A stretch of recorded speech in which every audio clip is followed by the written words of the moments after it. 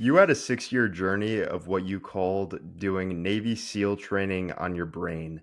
What was the push to start that journey, and what did that work look like? I think a lot of the best kind of transformations start with this kind of sick of your own shitness.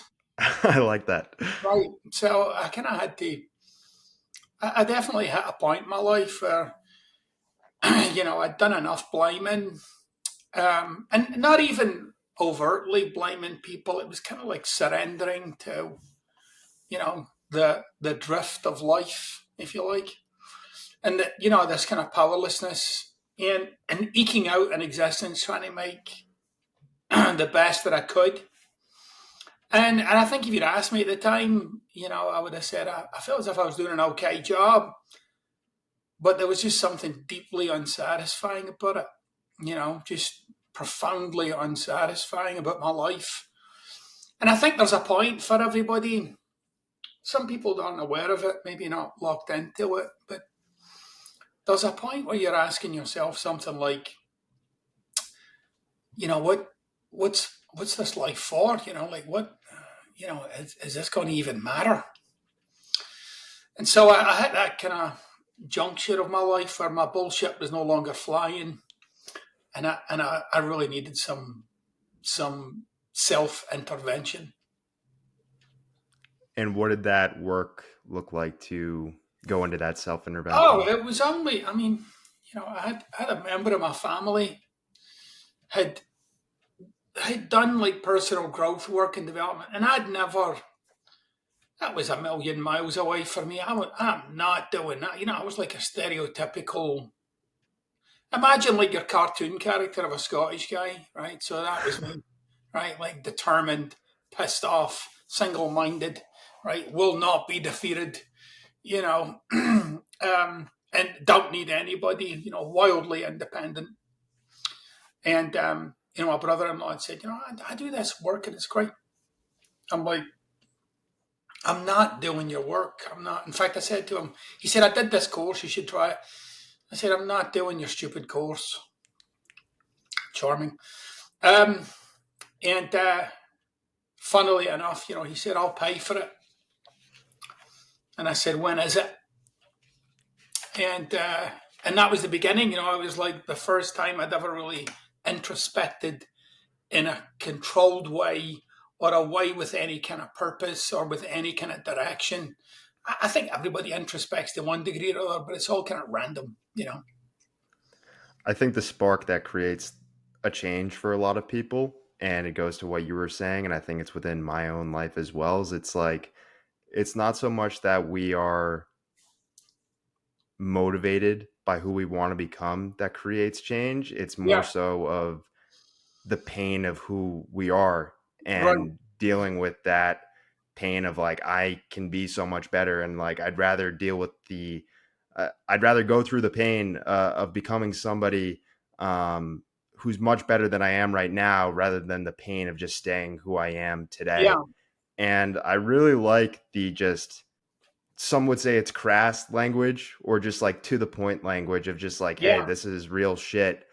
And you've branded yourself around with your writing, but also just yeah, the way you talk with unfuck yourself. right. And there are a lot of different catchphrases that you use throughout your writing and your speaking. But why Yeah. was unfuck yourself the overarching idea that you wanted to encapsulate all your work? And I would love to parse that out. Like, what does unfuck yourself mean to you? You have to remember, when I released that book, there was no books like that on the market. So there was one just starting to come out, just like we were right there, but he was just a little bit before me. But I wasn't even looking at the marketplace. So one was Mark Manson's book, but that was it. That was Yeah. nothing, right? I mean, if you look now, and I mean, it's almost like its own genre now, Yeah. right? Like, personal growth and development books with curse words in the titles, right? But at the time, everybody that I spoke to said, don't do it. You can't market it. You can't sell it. You can't advertise it. No one will carry it. Don't do it. A couple of people said, it sounds kind of fun or kind of interesting, but and I didn't really feel as if I had much of a say in it. I really felt as if I'm either going to do this book the way I would do it or sort of the way somebody else would do it. And if I'm going to go down in flames, I'd rather go down in flames with my voice than somebody else's. And so, I'm not lying. It's the way I talk, like I was born and raised in the East End of Glasgow where there's no such thing as cursing. It's just talking, there's no distinction, you know. Um, so I was either going to do this authentically, unapologetically, but responsibly, right? I'm going to be responsible for how this might land and how people might receive it, and I'm going to go there and I'm going to take a stand for it and fight that fight. I think the reason why that title, because since people have told me, oh, that's the greatest title, that's the most, I can, what a title, now it's like it's all the shit, like I Easy to said, say after the fact. right, yeah, the title would be like, no, no. But, I mean, like with everything I do, there's a lot of philosophy behind the title, right? Um, the implication with the title "Unfuck Yourself" is that you fucked yourself. Either So, knowingly or unknowingly. right, whether you realize or not, and so there was some enough philosophical weight in it for me that I thought, oh, that's smart. That's the right place that I want somebody beginning, right? Because again, even to now, an awful lot of personal growth and development is quote unquote healing, which is just about distinguishing who did what, Mm, right? I don't yeah. take that approach at all, ever. My work's about liberation, freedom, self expression, coming out of something. And that process of coming out of something, you'll get a lot of shit healed. But Hmm. if you're looking for retribution, karma, the final word, agreement, I am not your guy. It's raw and it's real, and I think that's why people connect with it so deeply. And I like how you talked about how it's not just a term, there is a philosophical foundation to it. Yeah, And I know you were inspired by a lot of German philosophers, and that yeah, ultimately led you to create your own philosophy that you right, title urban philosophy. What was right. the process of building that out, and what does that stand for to you? Well, I mean, I think everybody's a philosopher. If you've thought about yourself and other people in life, then that's pretty much philosophical thinking, right? Yeah. Um, I was drawn to ontology. It was the first thing I'd ever come across that made sense to me. Like I could logically explain my bullshit through an ontological lens. Like it made sense. It's like, well, duh, you know. And the more I dived into it, it's especially with like people, I talk about Heidegger quite a bit, but there's Heidegger, there's Gadamer, there's Husserl, there's a bunch of them who, very, if you're into philosophy, then those are heavyweights. Those names. If you're not into philosophy, people have no idea what the hell you're talking about. But the more that I read ontology, the more I'm thinking, like, why aren't we using this? Why aren't we using this to understand ourselves? Why aren't we using this to kind of get our head around life? What's the problem with ontology? I mean, there's plenty of room for all kinds of stuff, psychology and psychiatry and like, but where's ontology and all this? And for me, like this was just my lens. This was a place where I looked at it and I thought this is a great way to examine why you are the way you are and how to understand it in a way where if you want to transform it or change it, it's totally doable. So it's since grown since then, though. I mean, I'm, I'm not an academic by a long shot when it comes to philosophy, but I have like a healthy relationship to it, and I really feel as if my job is to put together something that people can find really practical and usable. I called it urban philosophy, but really it's a practical philosophy. It's a way of using philosophy to impact the quality of life. Because, and the last thing I will say about that is, my kind of relationship with philosophy as a subject is that it's a little too self-interested. I really like the emphasis that you put on language and dissecting language and how creating small nuances in the words that we use can create big changes and Yeah, practical changes. yeah, And it's like if we want to have a shift in action, we need to have a shift in our language first, in the right, way that we speak and the way that we think. And right. one of those reframings that you write about, which I find really interesting, is how can living from a perspective of experiment rather than assessment really allow us to see better growth and get into that framework of taking action? Well, I mean, context is your superpower as a human being, right? You have the ability to shift context. You might not have the ability to change your circumstance right now, but if you shift the context, you will shift how you interact with them. So you won't do the same things with what you're in, right? And so context is why you can have 10 people in the same situation. One loves it, one hates it, right? One's bored by it, one's mildly curious about it. It's all context. They're all looking at the same thing.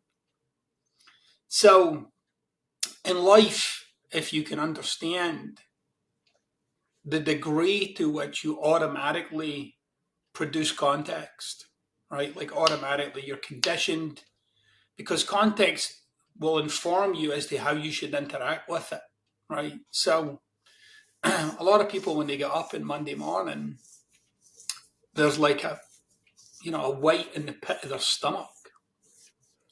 That's not Monday morning doing that to you. That's your relationship to Monday morning. That's the context, right? And in that context, you're probably already predicting, here we go, another shit week. I don't want to do this. I hate my life.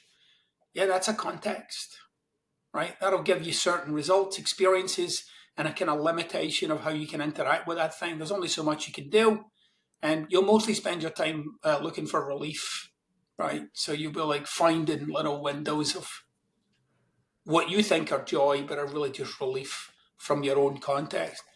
People think they hate their job. It's contextual.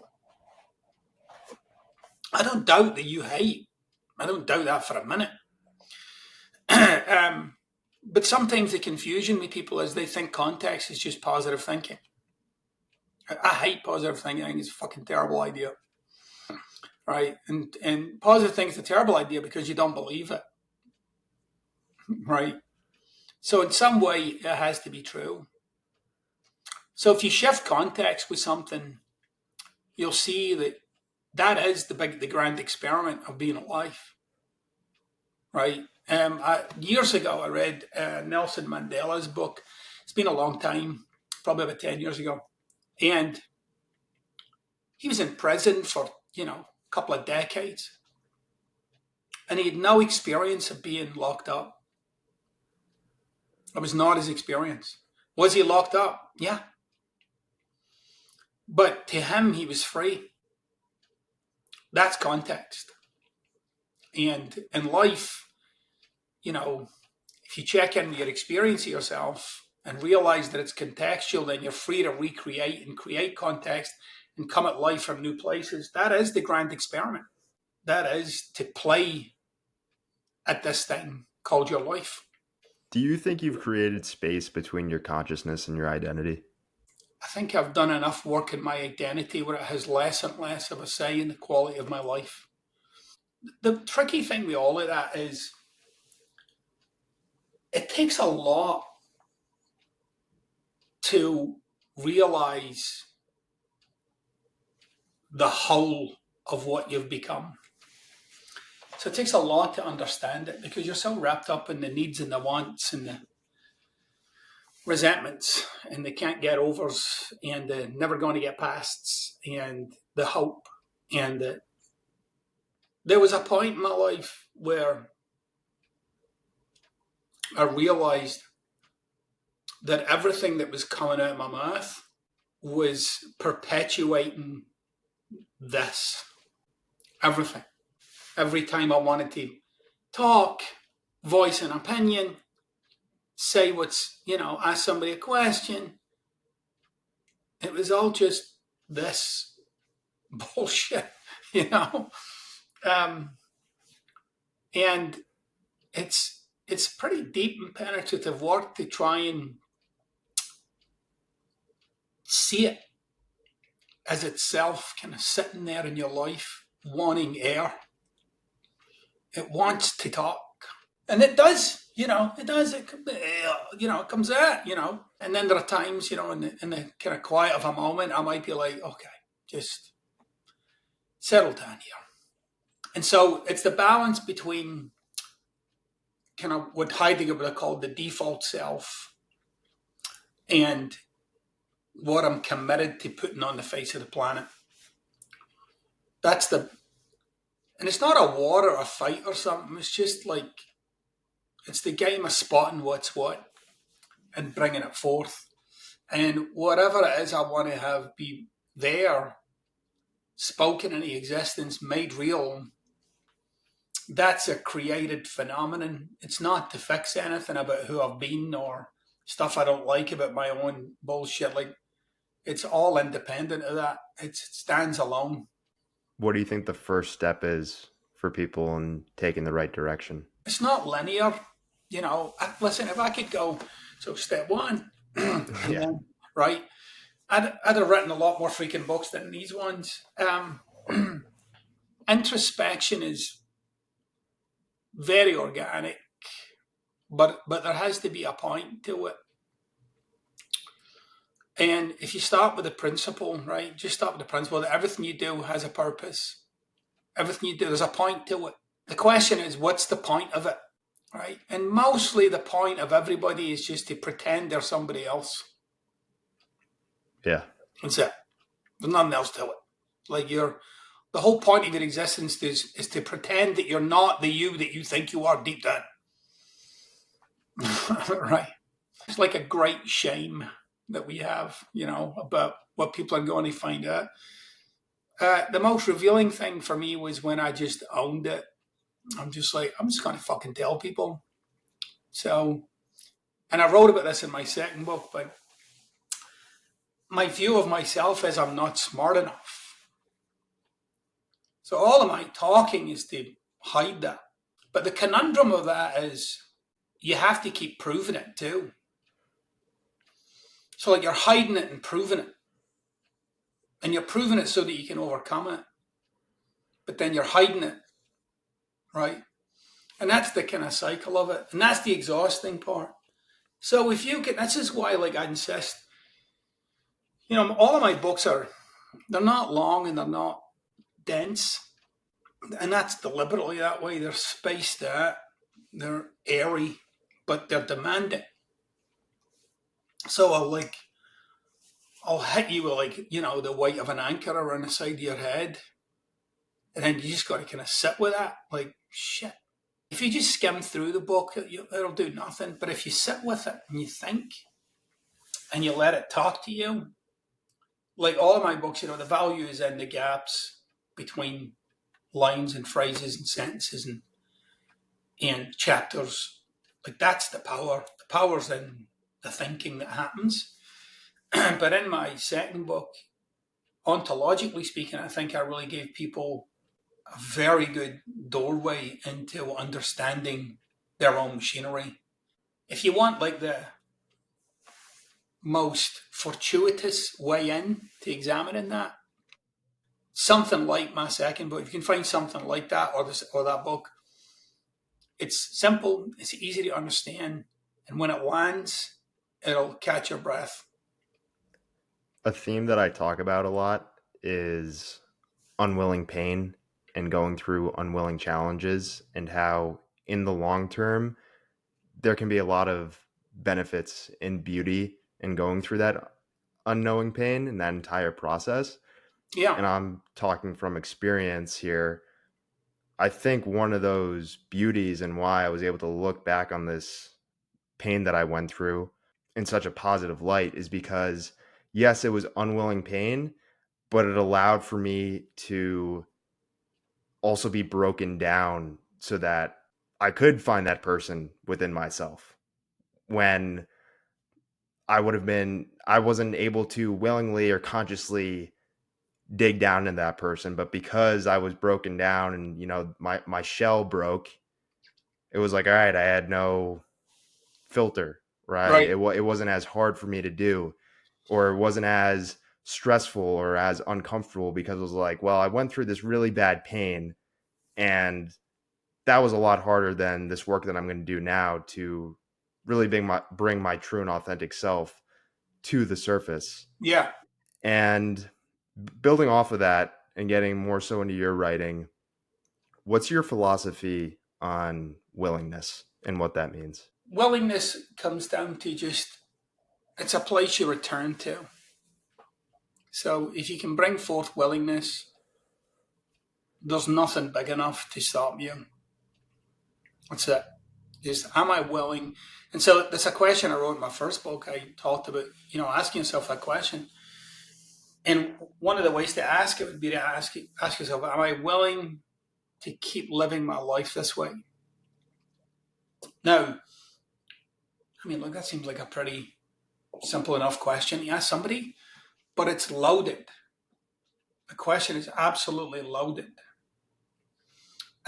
Because if you say, am I willing to keep living my life this way? And you answer yes to that, then you're well aware that you're doing it, right? This is like, I'm doing it, right? And you might have lived up to that point saying, well, it's this person in that situation and this thing that happened. And so it kind of brings you to responsibility. But if you say, no, I'm not willing, it immediately propels you into what's next. So it immediately brings you into that kind of spot where I'm not willing to keep living this way. So you'll find resourcefulness when you answer it that way. And it's the same with unwillingness. They work equally well if you apply them in the right measure.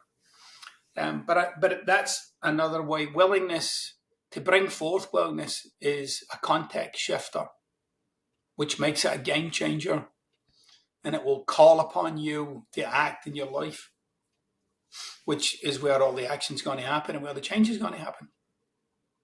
And building off of that, and to like add another term to it, basically like unwillingness in a way where it's Right, like I'm going through unwilling pain. What right, that brought for me and a lot of the people I talk with is that unwilling time within their life brought so much clarity and yeah, finally brought them to the point of, oh my gosh, like I wasn't living how I truly wanted to and was right, willingly to. And once I get out of this moment, like things are actually going to change. yeah. There's two little parts to that I think are interesting. So in my line of work, this would have been close on 20 years ago now, but a lot of guys who were doing what I was doing were former Navy SEALs. So I was in the business of, you know, I was leading workshops and seminars. I was traveling all over the world, and I was, impacting the people's lives. And a bunch of the guys who were involved in that with me were former Navy SEALs and, Green Berets and, older guys who had seen it all. And we talked about transformation. And so, you might read a book and like, oh, I want to change my fucking life. And that's good. And, you might do a seminar or a course or something. But when you talk to, and it's not the same for all people who have done things like Navy SEAL training, for example, right? But some of those guys come out of there like they are transformed. Like they are not, fundamentally, they're not wired different, right? They're just not the same. And, it's kind of corny, but some of them just like see the light. They just see the futility of all the bullshit, and they're fearless with it then because they went all the way down into the dark and came out the other end, right? Some of them get egotistical and la la la, but some of them become ego light Mm. because of it, right? They come through it in whole other spaces. And had a Navy SEAL interview me actually about a year ago, and we talked about this, maybe a couple of years ago, and we talked about this, and he'd never thought about it that way, but it totally rattled him when he saw like, holy shit, I went through a transformation, like I came out the other end like a different person. So those are situations where there's like a crisis that demands you show up, right? Now, I'm always a little hesitant with the idea of finding yourself or showing up or something. Because if I was to say to somebody, okay, look at all that you've become, and I say, let's set it aside, let's take all of that and ball it up, and let's set it over here, what's left? That's a bit of a mind fuck if you let it, because what's left is nothing. There's nothing left. What you're really looking for is nothing. You're not looking for another something. You need to get to nothing. When I'm at nothing, I have a shot at creating a something. Not finding it because it's not there. I got to create it. What am I creating? Well, that's when I can finally get my arms around this thing called my life, because I have this possibility of creating whatever I want for myself, to be whoever I want. I still have wheels and cogs that turn in a certain direction, but I see them now for what they are, and I'm able to let them kind of have their own space, but I'm not dominated by them. And I'm now out to bring something forth, something of my own volition, something of my own creation. You can only get to that point, in my view, though. You can't get to that point flippantly. You can't get to that point by reading a bunch of memes and motivational books, right? Or watching your favorite TikTok, channel. Like, you're not going to get there, right? And you won't get there with rah, rah, rah, rah, rah either. You won't. It's all bullshit. It's nonsense. It's just fluff, right? Or as I like to call it, survival with a Botox injection. It's not real. It's just feel good. You're not at the source of something. There's lots and lots and lots of people on this earth who have done the work. And when you meet them, you know they've done it. You don't have to. There's no question. There's no, yeah, but, so in my life, sometimes I'll come across people who say, oh, yeah, I really resonate with your work, doing that with myself. And I don't think so. Not to be cynical, but just to say, like, the more, it's funny, because all of these tropes that you hear, they're fucking true, right? They're all true. So, like, the more I get into it, the less I feel I know, right? And I've been doing this for a couple of decades now. And I question more and more and more as I go through it. There's less I want to say, right? I don't do interviews anymore, right? You might be the first interview I've done in well over a year, right? I don't do interviews. I write, I think, I mostly throw it at whatever I've written, because I'm like, it's bullshit. And I'm not trying to hit a mark. I'm trying to reveal something when I write. I'm not trying to make you buy a fucking book. I don't care whether you buy the books. It's up to you. But it's something, can I language, and this is why language is so critical here, Tim, because language is all we have to capture our experience of being alive. We don't have anything else. There's nothing else to capture it. I can't give you anything, right? People might say, well, body language. I know, but you've still got to fucking read it with language. Still got to well, that's, So, in language creates, it doesn't describe. And that's the great illusion, that we think language is just shallow and descriptive when it's in fact rich, deep, and creative. I really like that idea of you're not looking for something, you're looking to become nothing, because Right. that is the place that you're truly able to then create something and create something that feels true. And it almost feels like becoming a child again Right. and having that childlike sense of, oh, I can do anything and create anything. Yeah. There's a point there, though, that I think is really important. If you're trying to get to it, you'll never get there. Yeah. It's like, And I think that's where the unwilling pain comes into it because, yeah, speaking from my experience again here, like I would not have been able to get to that nothing point, like you're saying, on my own. yeah, I wouldn't have been able to do it. yeah. I think there's something remarkable about our capacity to persist in lives we don't like, Mm, or maybe even we hate them. yeah. So there's that big thick muscle for overcoming, and this ability to overcome whatever shit's coming my way. I insist that's like a kind of primordial wiring we've got from, however many tens of thousands of years ago. But we're so wired for survival. We're so wired to drive our lives in, it's not even in directions of the safe, it's in directions of the predictable, Hmm. right? So life is basically fighting the same battle over and over and over, and then you die. It just feels like you're not fighting the same battle, but you are. And until, this is why, like I just won't bumper sticker my work. I won't, it's serious work.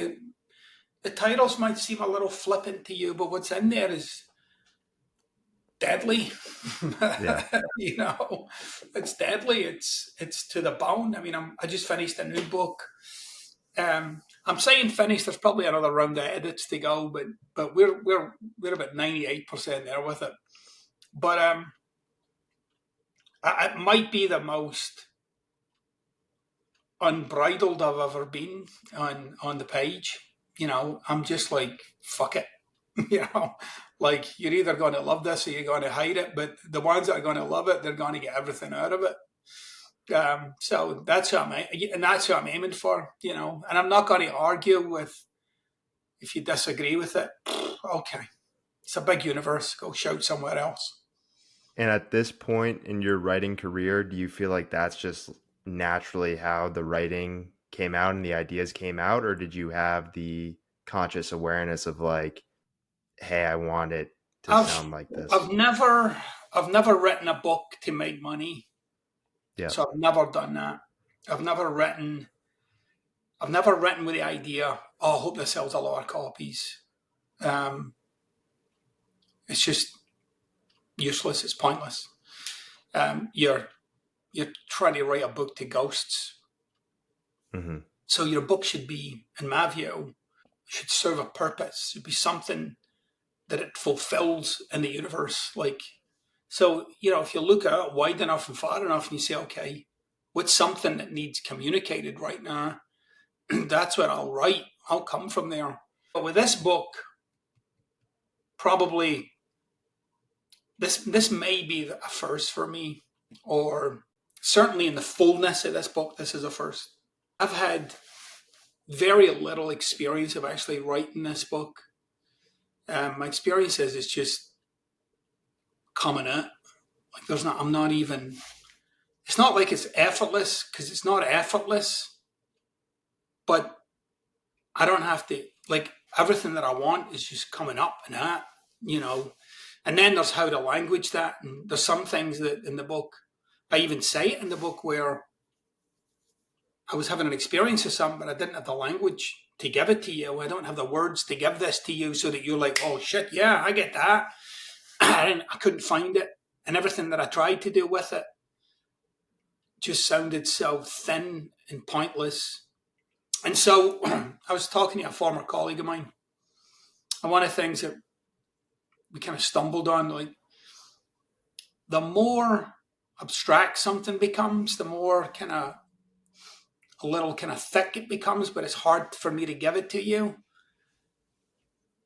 It's almost the only way you can give it to somebody is like it's kind of poetic. It has to, like, you have to envision something. You can't just give it to somebody like that. It just never communicates. So there's parts of the book where I found myself just kind of like, oh, I mean, that's kind of really vivid there, but it's a little too out with how I would normally write something, but it's the only way I can get some of these ideas out there. I had on a doctor, Dr. Eben Alexander. He's most well known for having a near death experience, Yeah. a truly spiritual experience that he had. And one of the things that he learned throughout that experience is the written language and how we understand language. Yes, it can be very powerful, but like what you're saying as well, there are limitations to it where Yeah. like the way that you feel about those thoughts and understand them can't possibly be, shifted Right. to the reader the way that So you're able to feel it. I think there's a real power, though. I think this is something for people to understand. The more you can give language to the way that you've become, the Yeah. more power you'll have with it. Yeah. The the the kind of significance of the mystery of it will always weigh heavy on you. And so that's why, and I talk about this in this new book, and it'll be a while before this book's out, but like being able to explain something or categorize something doesn't mean you're at the source of it. Doesn't mean like you've got it, because even though you can describe it, it might still have you, right? It might still have all the say. So there's something that I think the example that I used in the book was I talked about love. Like, I can't package love up, say it, and then you get it. It doesn't work that way. Yeah. It will never capture your experience of love. And the more you try and capture the experience of love, the further away you get from it. Like, you can't. It's almost like it has to arise on its own, right? Hmm. But when it's there, you freaking know it, right? And if somebody says, "Does it feel like?" Well, I don't know. It's kind of like, I don't know. I mean, I'm having thoughts, and but you know it when it's there because it's a presence. So Yeah. something's here that I don't quite have the language for. And ultimately, I think that's that kind of introspection, that kind of deep dig with yourself, is that kind of thinking is what allows you to unpack and see things and start to give certain things language. And the more you give it language and the more you say it, actually, the less power it has with you. I really like that. And yeah, it's that creative release that feels so fulfilling. Yeah. And so to take you back to your past life a little bit here, you used to be a musician Right. and it was your ultimate dream to headline at the Whiskey A Go Go in West Right. Hollywood. Yeah. And you end up fulfilling that dream. But after your first performance there, you said it was one of your lowest of low moments. Yeah. When you look back on that moment now, what does it represent to you? And what did those music days really teach you? Oh, I mean, the music was fucking awesome. It was what a life. It was brilliant. Living on $50 a week or something for 9 years. I was fully committed, all in. I loved being a musician. I loved playing in a band. I loved the whole. Um, and there was like at the time, if you'd asked me, I'd have said no. But there was a lot of stuff I was trying to get over.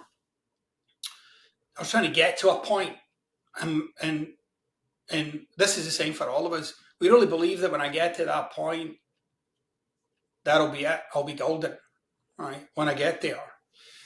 So if you ask anybody, what it was like when they finally got their degree, they'll have hit the kind of flat point after it. Is that it? Or you got the job, or you got the boy or the girl, or you got the, whatever it might be. There's a kind of point where you're like, shit. And what you realize is it didn't fix what you wanted it to fix. It never done it. So you're kind of screwed. And so at that point, we meet these little stops in life frequently, fairly frequently, but especially people who've got a big game in mind and they do it, when they actually do it. And then you're sitting there like, well, this is not what I thought it would be. And the reason why it's not what you thought it would be is because you're still you. Right? So I'm sitting in the green room at the Whiskey A Go Go after having played there on a freaking Friday night and sold the place out, and it was packed, and it was amazing. We headlined, and it was everything, la la la. And I'm just sitting up the stair like flat as a fucking pancake. Because I'm just like, okay, now what? Like I put so much into this. Here I am. And then the thought of just like, well, the next place or the next show or the next album or the next, it's just like, oh, like there was no, because it didn't fix. You don't realize it when you're doing it, but you are, especially when you're younger, you are trying to fix yourself. Getting into the nuance of language again here, I think this gets into the relationship of needing to ask yourself, do you want it or do you want to get it? It's like, do you want the actual thing or you like the chase? And I think for a lot of people, it's the chase. I think if you say to them, what do you think this will fix about you? It'll Yeah. reveal itself. Remember, your first answer is usually always the bullshit that you've been telling yourself. Yeah. So you have to get like 3 answers in. Yeah. So the first answer will be, well, I'll be accomplishing, and and I'll be, finally recognized for my talent. Okay, keep going. And then you get to a point where you're like, yeah, I think I'm a piece of shit, and this is it's something like that. And there's nothing wrong with feeling like you're a piece of shit, by the way. And I really mean that. There's fucking nothing wrong with that. So what? I feel like I'm a piece of shit. I feel like I'm a loser. I'm never going to do it in my life. I feel like I'm a bum. Okay, I get that. Given your past, that makes fucking sense, right? But the next question is, now what? You're right. So we get that. Now what? Where do we go from this point? Now that you've just told me all of that, where do we go? What was that for you after having that conscious awareness of Um, feeling not good after those I mean, my performances? career rumbled on for a number of years after that, but it was such a milestone because I recognized it as something, but I didn't quite know what it was. But it Hmm. struck me as weird. Like, why am I so flat after? I mean, everybody around me they were all going to the Rainbow after, and they were going to meet all these people, and all these famous people were coming, and I went back to the shitty motel alone. And Similar to you can relate that to the writing as well. Like I guess like right at the start where you didn't have the words to describe it, but it was just a feeling right, of being off. right. And so, but it was so, I assert like you don't remember all the things in your life, but the ones that you do remember, the items that you do remember, you should take the case that you made some decisions at that point, especially in your young life, right? Um, and that's another great way to track your kind of involuntary evolution, right? Would be to look at some of those incidents from your childhood and ask yourself, oh yeah, what did I come out of that with? Like what decision did I make? And you'll have made decisions. That's why you remember it. And sometimes the decisions are about yourself. Sometimes they're about other people. Sometimes they're about life. But you'll have made some decisions. Once you hit your mid-20s, all of those decisions are basically your logic now. That's what you're going to go with. You're going to go with that. So when you're in your mid-20s, you're still hopeful. You're like, oh yeah, I can get this done. And then you hit your mid-30s with your logic, and you're redundant. Like you're in the midst of like this crisis of identity where You can push all you want, but nothing's moving. And sometimes it's a bit later. Some people go all the way into their 40s and their 50s with that, and then they hit the wall. And some people just, buckle to it and shuffle on. And others, they see it as a full blown crisis. It's like, and so people call it a midlife crisis. I don't. It's the absolute redundancy of identity, and everybody's going to hit it at some point. Yeah, and it's like it's not a crisis. It's like look back on how things have unfolded here. This was kind of just like the natural evolution of things, and this was kind of Yeah, just the next step in the process for you. yeah, yeah. Everybody's fighting for their fucking tragedy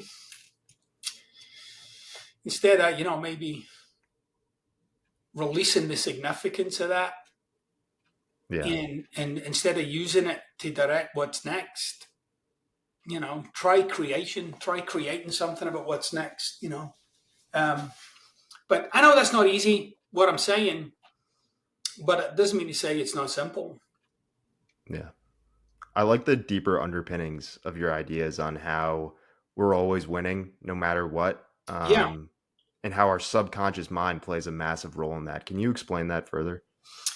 yeah. Your life's not a mistake. It's not some fucking grand error. It's all going according to plan, right? Now that's kind of hard to get your head around because you're like, hold on a minute here, I've just been divorced, and yeah, well, given who you are, it's not unpredictable. It's not like holy shit, you. No, it's fairly predictable given who you are, how you see things, who's in your life, who's out your life, who you invite into your life, who you keep out of your life. Like it's not some random concoction, right? You aren't just, this isn't just you going around in life and, people just showing up around you and, well, I'll go with this. No, I mean, people are getting handpicked. You don't realize it, but they are because they fulfill a certain role for you in how you see the world. That's when you can start to see the purpose of a destructive tendency. Because on the surface of it, a destructive tendency seems so unnecessary, right? Just why would somebody who's, you know, married, found the person of their dreams, living in the home that they always wanted to live in, and now they're like snorting coke in the bathroom, or they're having an affair with a neighbor's dog, right? Like whatever the hell they're doing. But given who you are and what you want in your life, those are not weird. You might be somebody who needs the crisis, who needs the upset, who needs the comeback. So it's all going according to plan. You're building the comeback. But in order to get to the comeback, there needs to be the come down. Mm. So it'll seem like it's all random and just, shit's happening and then this happened. And no, it's all going according to plan. Why? Because you've been building the context all along. Whether that's consciously or subconsciously, and I No, think it's that's not. It's mostly not conscious. I yeah, mean, I think as much as they can study this, but I think the last thing I read was more somewhere between our daily actions are somewhere between 95 and 98% unconscious. yeah. 95 and 98%. You don't even have a say in it. You're just doing it. You don't wake up in the morning, you're like, okay, I really need to remind myself to be Tim today.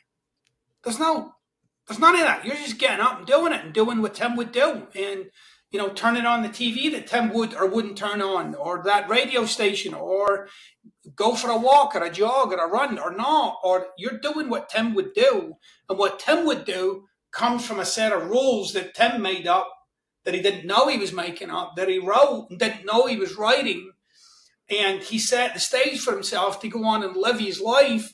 And in that stage, there's certain players that must be there, and there's certain outcomes that has to happen. Why? Because Tim has to prevail, right? And so it's just like it's the big fucking giant existential joke. I think that's the most powerful reframe that I personally got from your writing, and I think that a lot of people could benefit from is obviously we always talk about the relationship between winning and losing, and this gets into that shift in language where no, it's not the relationship between winning and losing. It's the relationship between your conscious mind winning or your subconscious mind winning. Because Right. we can get into this mindset of, oh, I'm a loser, I suck. But it's like, no, you're actually really powerful. It's just that your subconscious mind is dominating your conscious mind much more. Like I said, you're always winning. So, Yeah. you're always getting the outcome you're looking for, even when you think that's not what you're looking for. There are obviously some exceptions. There's the randomness of the fucking universe, of course, right? But by and large, human beings are driving life in their direction. Yeah.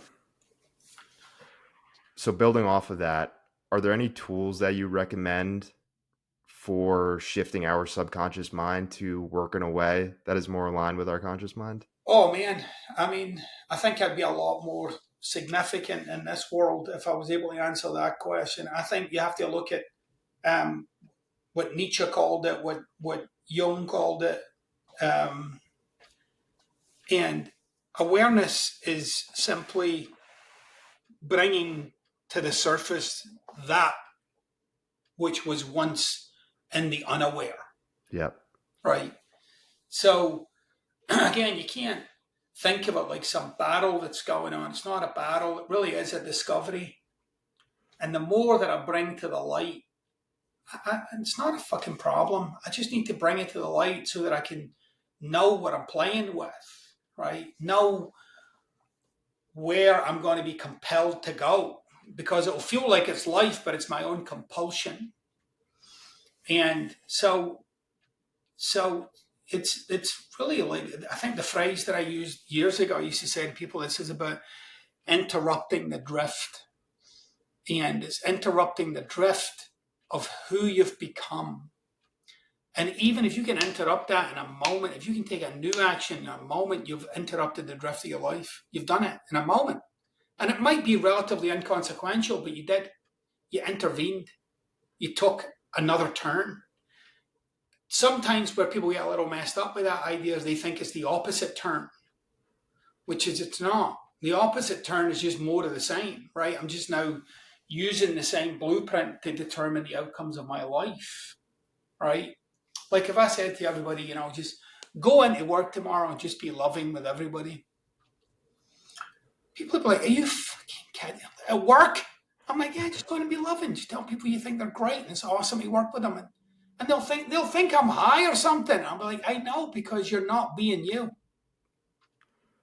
You're Mm. being somebody else. And notice how uncomfortable you are with the idea of that.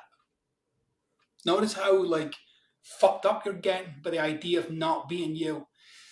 Which sometimes blows things apart for people because they see what they've really been after is just a better version of themselves, not some transformed phenomenon. I had on Dan Millman recently to talk about his work and his writing, and we discussed um, about the relationship between a person's external world and their internal world and just navigating the relationship between building those two worlds. And you say, in order to improve your internal world, you have to start by taking action in the external world. Do you think the opposite is true as well? Like, do you think in order to improve your external world, you have to start by taking action in your internal world? And like, can those two processes coexist, or it's kind of like a chicken or the egg type Now situation? you gotta watch you don't end up picking fluff out your belly button for the rest of your life. Um, what's going on with you internally can unlock some doors, no doubt, but it's no place to dwell. That's not where life is happening. Life Yeah. is not happening between your ears, right? Life is happening out here, right? And the more you kind of get out here, the less of a concern you'll have for this. The more you get curious and inquisitive and interactive with the world around you, For some people there'll be an initial bit where they have to kind of get beyond their personal concerns. But when you get beyond that, you're free as a bird because you have no real care about what's going on with you internally. It's not that fascinating. It's really not. It's kind of boring and predictable and mildly annoying. Some people are absolutely fascinated with what's going on with themselves internally, like it's some fucking snow globe. And it's not. It's like just a knot of of old decisions and conclusions and ideas and things you believe to be true. And it's all intermingled with some remnants of feelings and emotions from the past and things you said you're never going to do again or nobody's going to ever do to you again and blah, blah, blah, blah, blah, blah, blah. And here you are. It's not complex. It's not, sophisticated. It just seems complex and sophisticated because life is moving and you keep applying the same principles to life. So it seems like the principles are moving, but they're not. It's just the same template. Life's moving, but you keep bringing the same noise. Very, very important point, I think, to make right there, especially in today's day and age, because I think this personal development work, whatever that even means, Yeah. we have this perception that it's actually like pushing the ball forward in our life, Yeah. and it isn't necessarily doing that. Like personal development work is very different than doing like actual work. And the funny thing is, it's like when you do actual work, a natural byproduct of that is personal growth and personal development. Right. So it can absolutely be that way. And that's being external, right? That's like I'm Yeah. working on something outside of me. I've got concerns that are outside of me. I've got promises and commitments that are outside of me. Yeah. Right. I don't want to hold myself to that stuff, but it lives outside of me where there's no opinion, no judgment. So I got to go deal with it out there rather than in here. But I think I think there is a fascination with self that if you don't watch, you can end up. What is it? Somebody said to me a long time ago. Yesterday's transformation is today's ego trip. Definitely. Right. So you got it. Whatever insight you got, whatever you got from reading a book or watching your interviews, go and do something in your life that represents what you got. Right. Go talk to somebody, make a shift, make a move, do something, make a decision, sign something, whatever it is, but get in your life and alter your reality from your inside. Don't just sit there picking fluff out your belly, delighted you got the insight, right? Because now you're just an insight junkie. And those are 10 a penny in this game. 100%. Yeah. I mean, there's definitely a lot of clutter that you have to sift through Yeah, within this space, whether it's on social media or different types of books. yeah, And with that being said, do you feel like within your own work, is there one truth that you find yourself always coming back to keep yourself grounded? yeah, yeah. Every day, hundreds of times a day. It doesn't mean anything. Mm, So no matter what I'm in, it doesn't mean anything. It's fucking meaningless bullshit. There was a phrase in Shakespeare and Macbeth.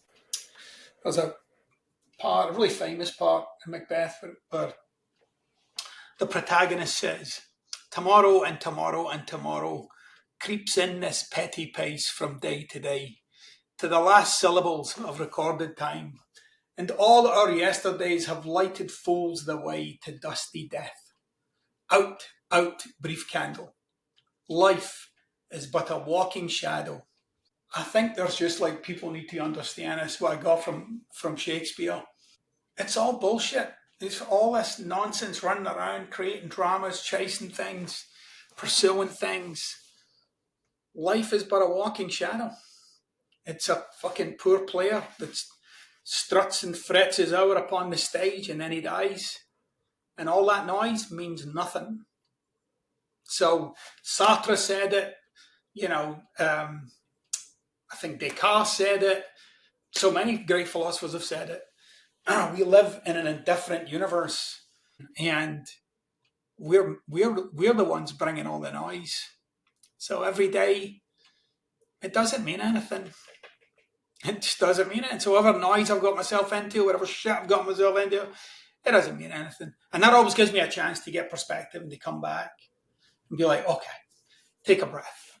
And then I can act from there. I think that's a beautiful place to stop the conversation, especially what we were talking about earlier, where when we get broken down, it's not that we're looking for something, we're looking for nothing.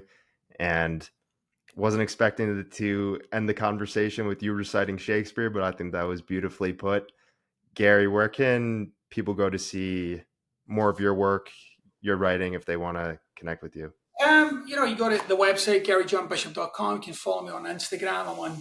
I'm on I'm on Facebook with those of a more tender generation. And I'm also on Threads, and I post stuff fairly often on those platforms. On Instagram, I do Instagram lives. I used to do the podcast on Fuck Nation. There's hundreds of those episodes out there. I'm just not doing it right now. I might go back to it. We'll see. I'm writing right now. And just I'm out there. I'm active. And by the way, what I'm always doing is giving people stuff for free. You don't come to my stuff and you don't have to buy anything. You can just interact and get what you need. Awesome, Gary. Great talking with you today. Awesome. Thanks for having me.